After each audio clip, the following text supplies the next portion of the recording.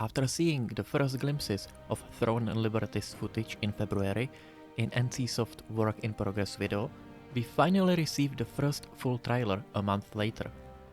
Along with the trailer, NCSoft posted a developer interview on their blog and the official website was updated as well. What did we learn? It was confirmed that this new MMORPG is scheduled to be released in the second half of the year. It's safer to assume November or December release. Personally, I don't really expect the game to be out in July, even though such a date was suggested by GeForce Now leak last year. The release is going to be global, with the game being translated into 12 languages at launch. Hopefully, the game will be a success and more translations will come after the release. Seems like we will be spared of months or years of waiting for a game to come to the West with Throne and Liberty and also future NCSoft titles. That's a welcome change from what we experienced with other games in the past. Game is targeted for PC and consoles. It aims to be a new generation MMO experience, so it looks like we should not expect a release on mobile devices. We do not know whether the game will be available on the previous console generation, but it would not be a surprise considering the lengthy game development and continuing shortage of PlayStation 5 and Xbox Series X. We have no information at this time whether more operating systems will be supported on PC at launch, and whether game will be available through a standalone client or through a third-party stores like Steam or Epic Store. Windows standalone client seems like a safe bet for now. Throne and Liberty is a new original IP for NCSoft after a long time. Initially, the game was supposed to be the next generation Lineage game, as it was known as Lineage Eternal, and later on Project TL, or the Lineage. During the long development process, many of the game systems and content were changed or removed to keep up with the new gaming trends. One of the most visible changes would be a shift from the isometric camera of Lineage Eternal to a third-person one, as we can see on a released gameplay footage. The project started to shape up to be a new IP around 3 years ago. The story was being recreated at the time and it became apparent that a new name would fit it much better. As the game aims for a global release, it will also try to provide interesting content for everyone. It wants to be fun for all generations and people from all regions of the world. The team was constantly iterating and reviewing the game, identifying the areas it was lacking in and improving upon them without targeting a specific group of people.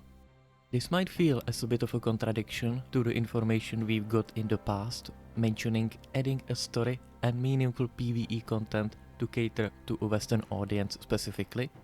My interpretation would be that these areas were identified as the ones game is lacking in and added in the form that would be enjoyable by gamers everywhere. We can only hope that efforts to provide something for everyone won't hurt the game, making it ultimately for no one.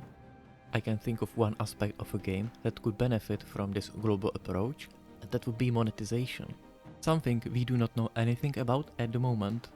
As the Western audience is much less used to pay to win, pay for convenience and other aspects of monetization than players in Korea, NCSoft could potentially scale these down. According to the game producer, there are two major pieces of content the game will have on offer. First one is well-structured, convincing and robust world, lore with characters whose motivations will be well understood by players. Lots of attention has been paid to storytelling and many techniques from adventure games have been used. We don't have more specific details about that. To me, this could mean an inspiration by the style and quality of cutscenes in Uncharted games or inspection of inventory items like in Skyrim. Second major piece of content is challenging PvE. Until now, NCSoft games focused on the player competition. With Throne and Liberty, every effort is being made to provide meaningful challenging PvE. An example of a boss fight requiring good understanding of the boss mechanics and abilities of all participating players was provided. The blog post also contains more information about some unique aspects of the game, lore and design philosophy employed by the development team. I would like to go into detail about these in my future videos, as I believe there is a lot to unpack. In short, what did we learn about? The game should feature a highly immersive world for players to have fun in, Weather system will affect both the environment itself and the aspects of combat. For example, wind will influence the shooting range of archers. Players will have the ability to turn into land, water and flying animals. This could be the main way of traversing the world. From the footage we can see the game will offer epic castle sieges. Throne and Liberty shares the world and lore with NCSoft, another project in development, Project E.